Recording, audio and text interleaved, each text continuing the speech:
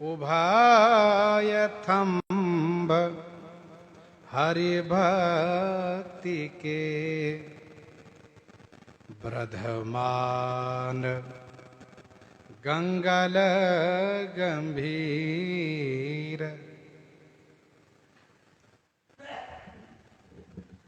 श्री वर्धमान और गंगल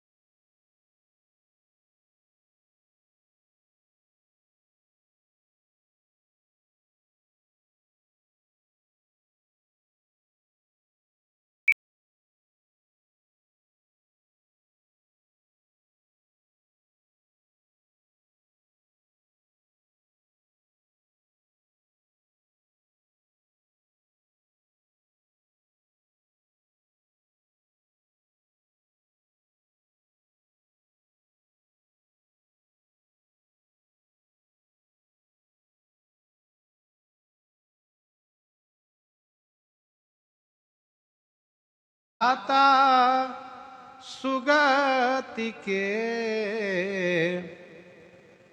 भीषम भट्ट अंगज उदार। श्री भीषम भट्ट जी महाराज के अंगज थे। अंगज माने अंग से जायमान, उनके सुपुत्र थे। बड़े उदार विचार के थे। कल युग दाता सुगति के, और कल युग में सुगति के दाता थे।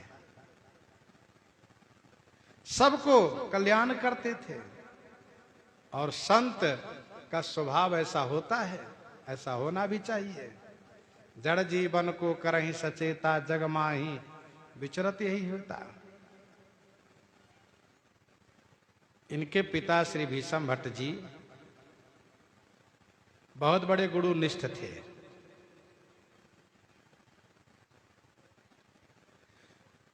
खूब गुरु जी की सेवा किए, गुरुजी इन पर प्रसन्न हुए। गुरुजी ने कहा बच्चा वरदान मांगो।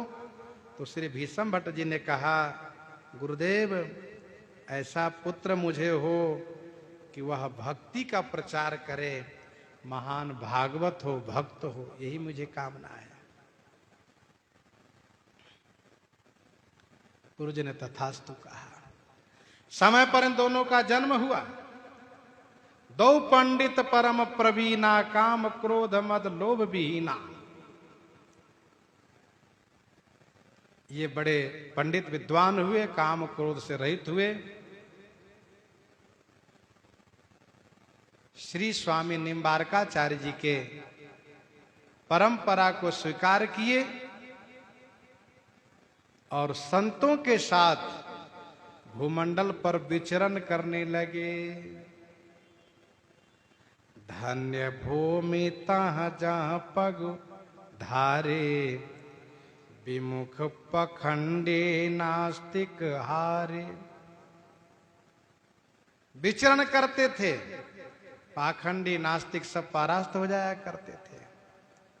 विचरण करते करते गांव में गए, वहां पर सेवड़ा लोग रहते थे। सेवड़ा जिसको बामार्गी कहते हैं, कनफट्टा।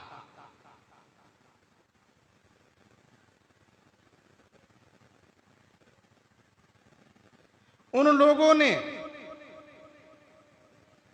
इन दोनों को बड़ा उपहास किया, बड़ी हंसी उड़ाई। और इन लोगों के जो गुरुजी थे सेवड़ा के, बड़े सिद्ध माने जाते थे।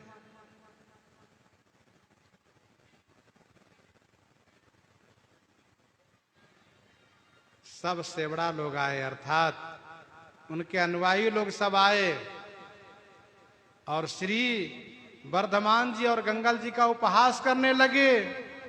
उपहास करते करते ये भी कहा कि हिम्मत हो तो हमारे गुरु जी के पास चलो। हमारे गुरु जी के पास जब जाओगे तुम्हारी ये सेखी नहीं रहेगी। हमारे गुरु जी ऐसे प्रभाववान है, प्रभावशाली हैं कि उनके सामने बड़ों बड़ों की लंगोटी बिगड़ जाती है, धोती बिगड़ जाती है, छोटी बड़ी शंका हो जाती है। ये दोनों भगवान को स्मरण कर रहे थे, कुछ नहीं बोल रहे थे। बहुत हंसी किया, बड़ा उत्पात मचाया। फिर ये दोनों केवल भगवान को स्मरण कर रहे थे, कुछ कहा नहीं। परिणाम ये हुआ कि जितने सेवड़ा लोग वहां आए थे सबकी धोती बिगड़ गई। ये इनके लिए कह रहे थे, वही उनको हो गया। सब भागे भागे गए अपने गुरुजी के पास। अपने गुरुजी से कहा तो इनके गुरुजी ने इन दोनों को मारने के लिए अभिचार मंत्र का प्रयोग किया, तंत्र का प्रयोग किया, तांत्रिक विद्या से अभिचार का प्रयोग किया, मारण मंत्र का प्रयोग किया। लेकिन हुआ क्या, श्री वर्धमान गंगल जी पर इनका कोई प्रभाव नहीं पड़ा, बल्कि वे सेवड़ा लोग ही मरने लगे। उन्हीं पर उल्टे पड़ गया। तके मीच जो नीच साधु की सोई पांवरते ही मीच मरई। वेद विदित प्रहलाद कथा सुने कौन भगति पथ पांव धरई। मरने लगे, सब गिरने लगे। तब सब के सब घबराए और सब सेवड़ा आ गए, त्राही त्राही करने लगे। आए शरण कही त्राही पुकारे, प्राण दान करी सकल उबारे। फिर इन दोनों भाइयों ने उन सब पर अनुग्रह करके सबके प्राण की रक्षा किए। जो मर गए थे सबको जीवित कर दिए। इस प्रकार से सब सेवड़ा प्रभावित होकर के भक्त बन गए, क्योंकि इन्होंने सबको पवित्र करने का निर्णय किया था। इसी प्रकार से जब यहां सेवड़ा को शिष्य बना लिए, इसी प्रकार से भक्ति को प्रचार करते हुए ये गांव में जाकर के विराज गए। वहां पर श्रीमद् भागवत महापुराण की कथा गाने लगे। श्रोता सब सुनने आने लगे। सभी श्रोता का जिसको रोग था, भय था, शोक था, सबका समाप्त हो गया। सब श्रोता रोग शोक भय से मुक्त हो गए, सब आनंदित हो गए। एक माताजी नेत्रहीन थी, वे आई श्री गंगल जी के पास, कहने लगी, महाराज आपकी कथा से जीवन धन्य हो गया, मैं कृतकृत्य हो गई। भगवान आपसे प्रार्थना है कि जिस प्रकार से आपने कथा से मुझे आह्लादित किया है, आनंद प्रदान किया है, उसी प्रकार से आप कृपा करके हमें नेत्र प्रदान कर देते तो आप श्री का दर्शन करके मैं धन्य हो जाती। बहुत दीन भाव से उसने प्रार्थना करी। ये दोनों श्री गंगल जी और श्री वर्धमान जी सिद्ध कोटि के संत थे। इन्होंने तुरंत भगवान के चरणोदक लेकर के उनकी आंखों पर अभिसिंचित किया, उनकी आंखें खुल गई, दर्शन करके कृतकृत्य हो गई, आह्लादित हो गई। फिर सबको ये समझ में आ गया कि दोनों भाई सचमुच जगत को कल्याण करने के लिए ही अवतार लिए हैं।